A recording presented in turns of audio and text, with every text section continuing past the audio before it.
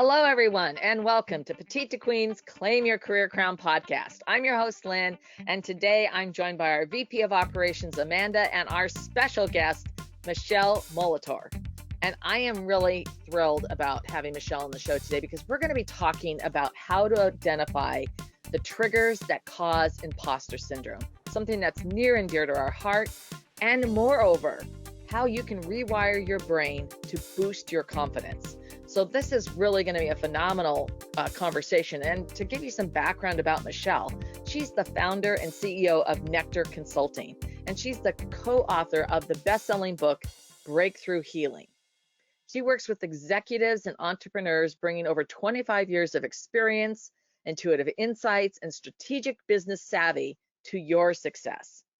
Michele's unique rapid rewiring approach is the culmination of years of study in the realms of emotional intelligence, neuroscience, organizational psychology, and rapid transformational therapy.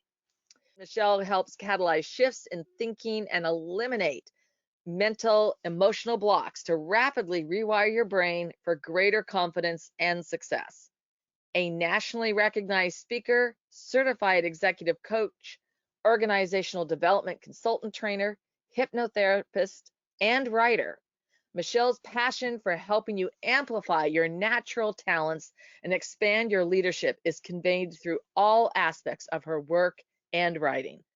Michele, welcome to the show. Thank you so much for having me, Lynn, Amanda. It's great to be here with you both.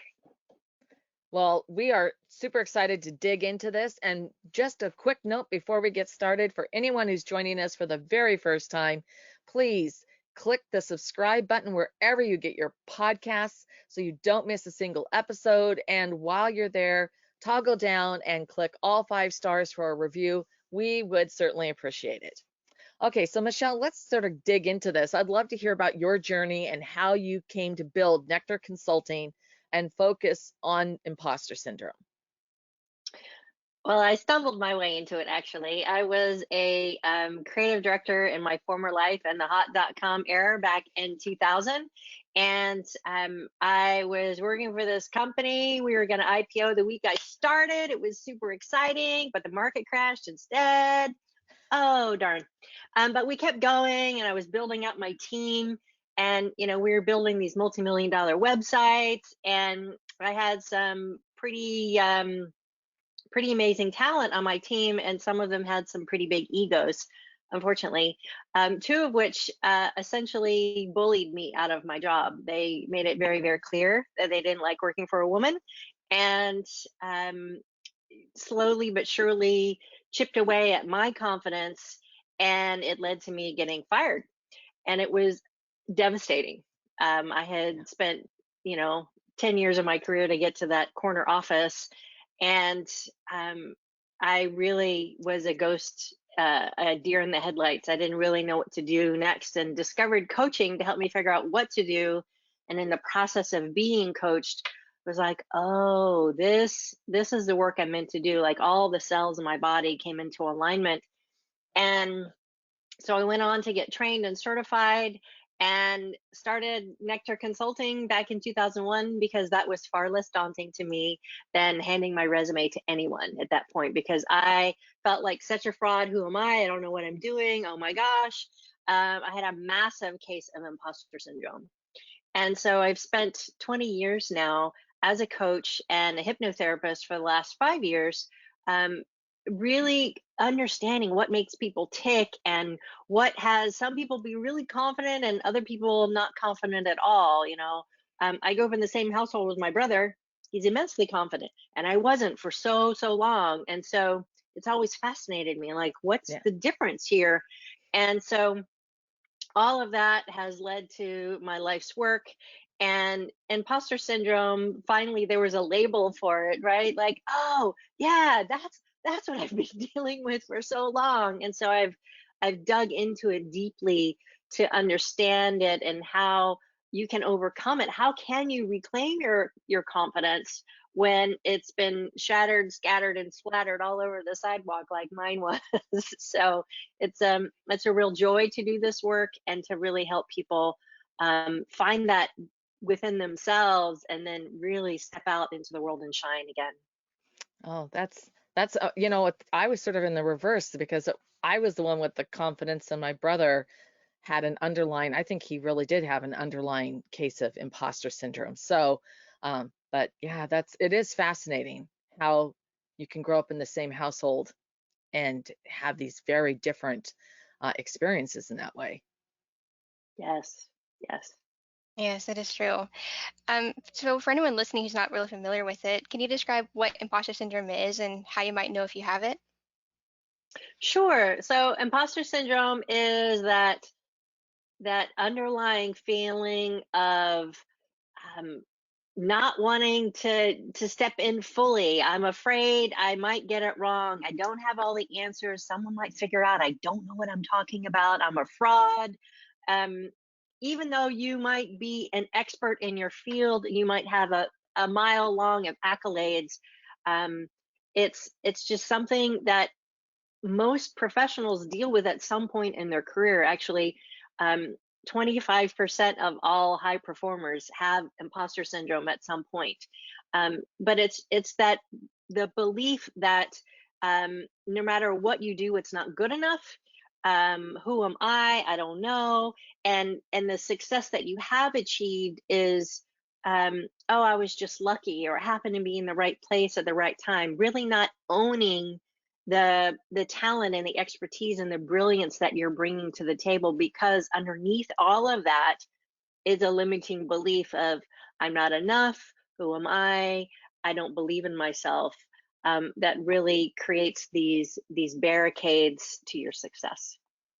Yeah, one thing too is my daughter, she pointed this out to me really to help me grasp the concept, as she had asked me, when did you ever feel that you didn't deserve a seat at the table? And I said, never. And she says, exactly. People with imposter syndrome don't believe they deserve the seat at the table. And so that was like a way that I could really get my arms around it. And it was like this all of a sudden, like, oh my gosh, all of a sudden it all made sense, because it's not self-doubt. It's exponentially different than self-doubt. Yeah, it's self-doubt amplified. Yeah. I call it self-doubt on crack. Yeah. Yeah, sounds accurate. What sort of things might trigger imposter syndrome, and how can we identify our personal triggers? Oh gosh, there's a lot of different triggers for imposter syndrome.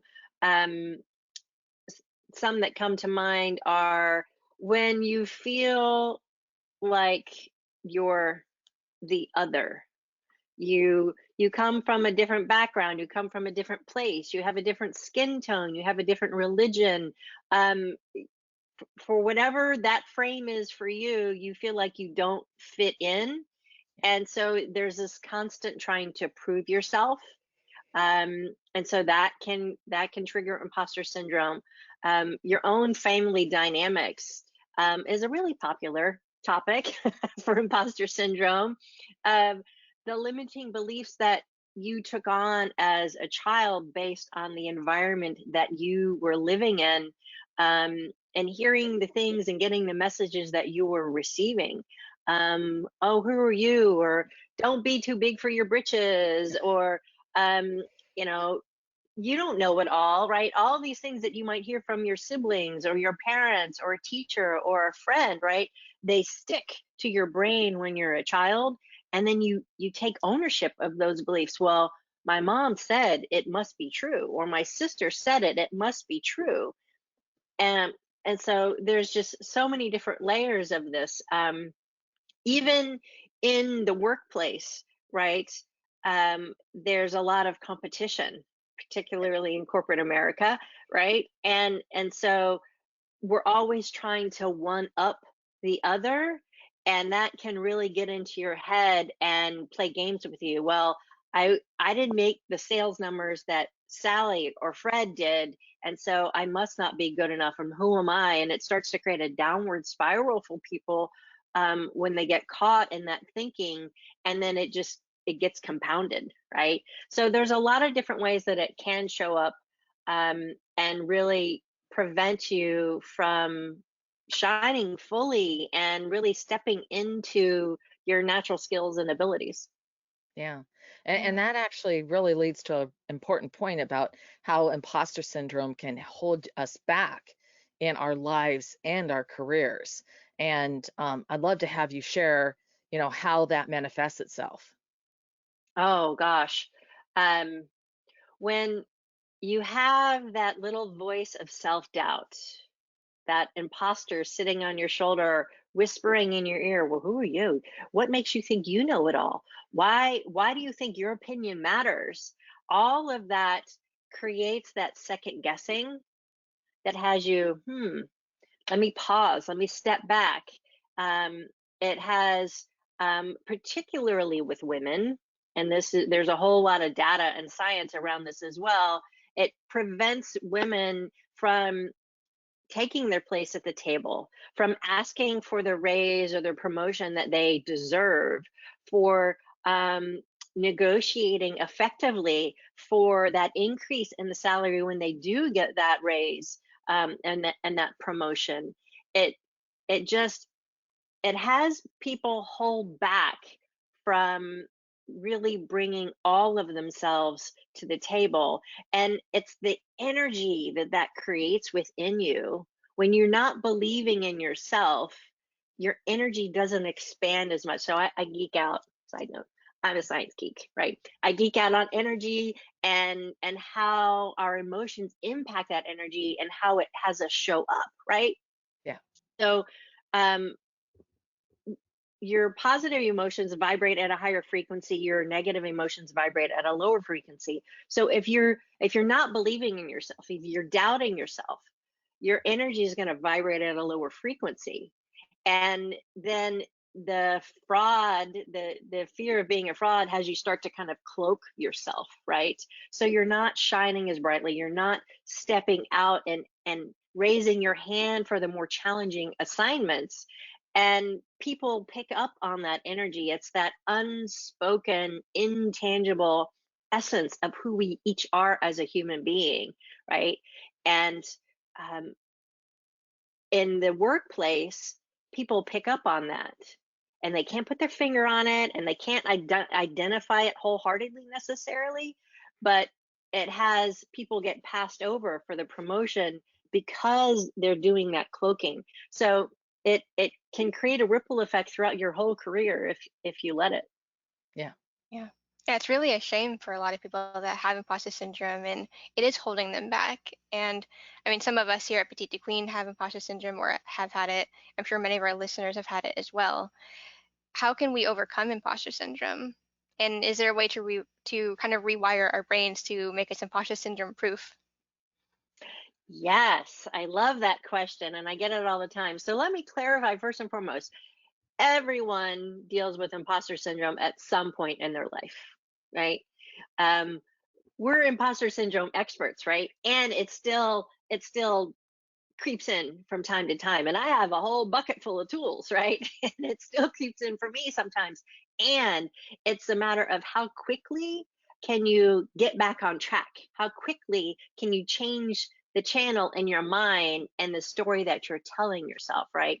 So the work that I do is as a coach and hypnotherapist, I help people rewire their brains, literally building new neural pathways in their minds about how they can stand up for themselves.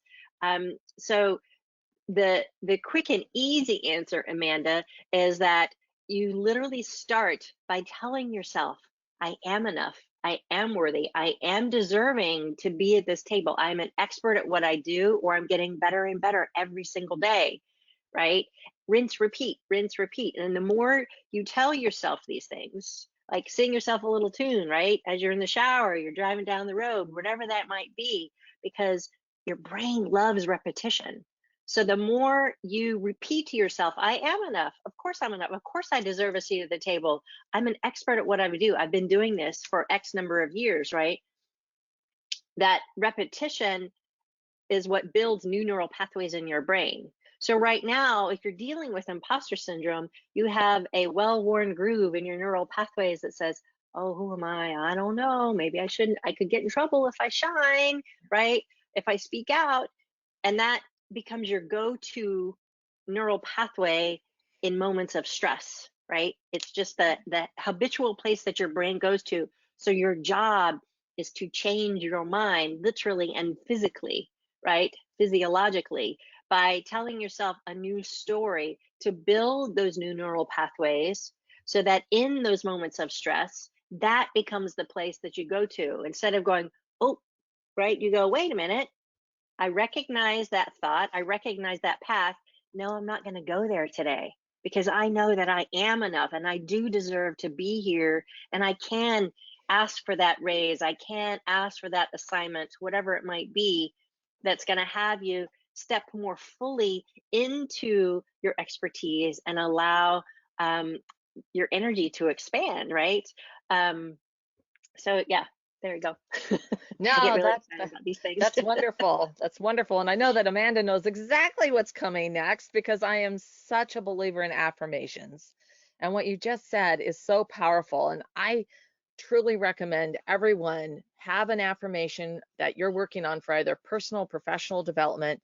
And I keep it at 3. Don't do more than 3, but there's like one that you are truly dedicated to making a change.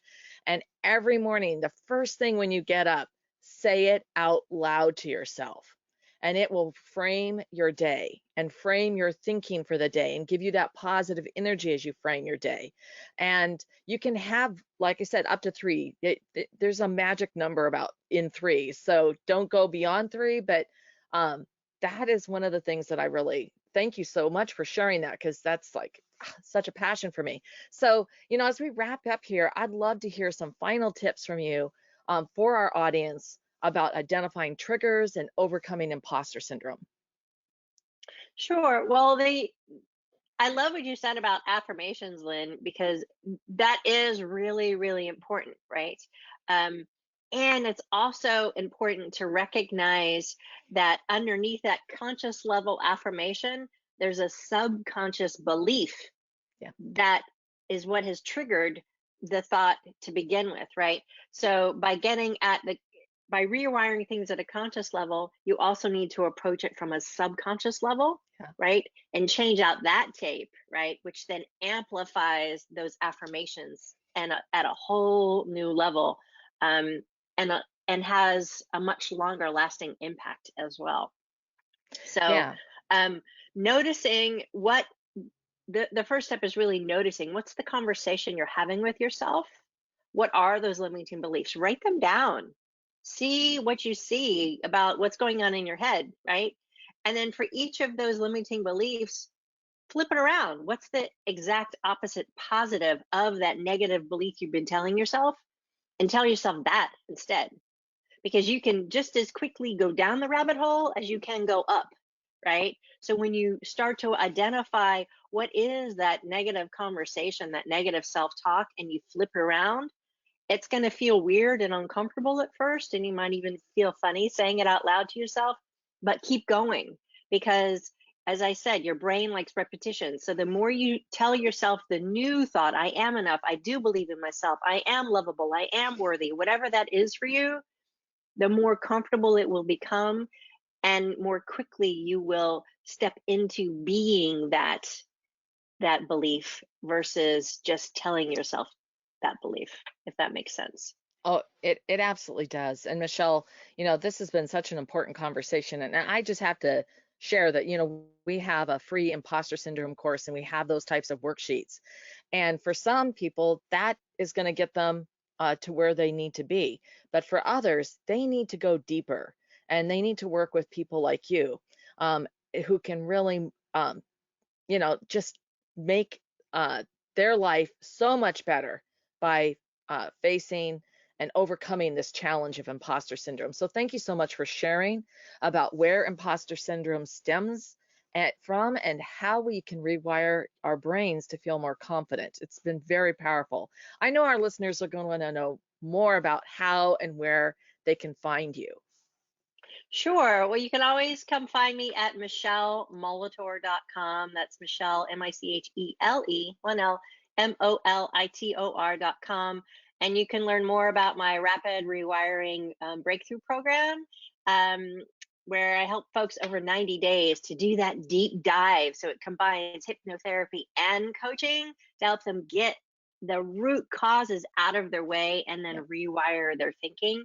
You can also find me on LinkedIn and Facebook and Instagram, and my Rewire for Success group on Facebook. It's free. Come join the conversation. Lots of good stuff there. So plenty of places to connect and share. Absolutely. And we'll be sure to include all of those links in the post below.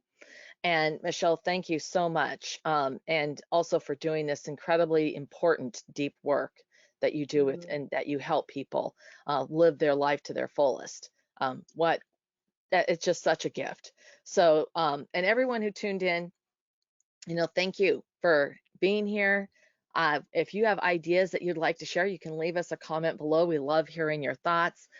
If you have a question or would like to suggest a topic for discussion, you can email us at jointheconversation@petitequeen.com. And to stay current on all of our insightful advice, our breakthrough advantages like our free Impostor Syndrome course, and amazing episodes like this, and being able to find out where the support is with people like Michele, sign up for our weekly Wisdoms newsletter, and you won't miss a single thing. And you can do that at petitequeen.com. I want to thank everyone who joined us for listening. Amanda, thank you so much. And Michele, it's been such a pleasure having you on the show today. Thank you so much, Lynn. Thank you so much, Amanda. It's really a joy being here with you both, and delighted to share this information with your listeners. So thank you.